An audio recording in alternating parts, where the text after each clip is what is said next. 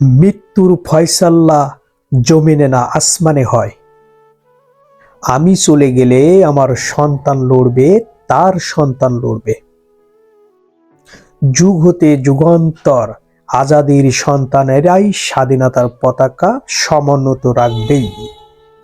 মৃত্যুর ভয় দেখিয়ে লাভ নেই। আমরা তো শাহাদাতের জন্যই মায়ের উদার হতে পৃথিবীতে পা রেখেছি। এমন বক্তব্য কে দিতে পারে? আমাদের একজন সিংহ হৃদয় ওসমান হাদি, তিনিই দিতে পারে এমন বক্তব্য। সারা দেশ আজ তার ফিরে আসার জন্য আল্লাহর কাছে দোয়া করছে, প্রার্থনা করছে, ফরিয়াদ করছে। কত শত হাজার লক্ষ মা মানুষ, মাটি, এই বাংলার প্রতিটা বালুকণা থেকে শুরু করে যা কিছু আছে না কেন, ওসমান হাদির ফিরে আসার জন্য প্রার্থনা করছে। কে সে সিংহ পুরুষ? আমাদের একজন ওসমান হাদি আছে, আমরা এটা বলতে পারবো। কতটা সহজ সরল ছিলেন ওসমান হাদি।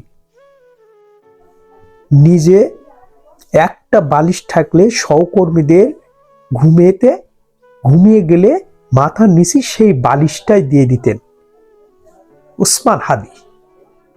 সহকর্মীদের কাপড়, পরনের কাপড় নিজে ধুয়ে দিতেন একজন ওসমান হাদি।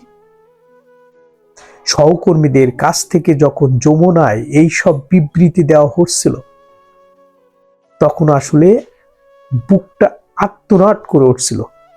কি হয়েছে ওসমান হাদির সাথে? ওসমান হাদির সাথে যেটা হয়েছে তার দৃষ্টান্তমূলক শাস্তি আমরা চাই। এই বাংলার মাটিতে, এই বাংলার প্রতিটি মা যেন দেখতে পারে ওসমান হাদির সাথে ঘটে যাওয়া শাস্তি কতটা ভয়াবহ হতে পারে। অপরাধী যেই হোক তাকে আইনের আওতায় আনা হোক। সবাই দোয়া করবেন ওসমান হাদির জন্য। ভালো থাকবেন সবাই। আসসালামু আলাইকুম।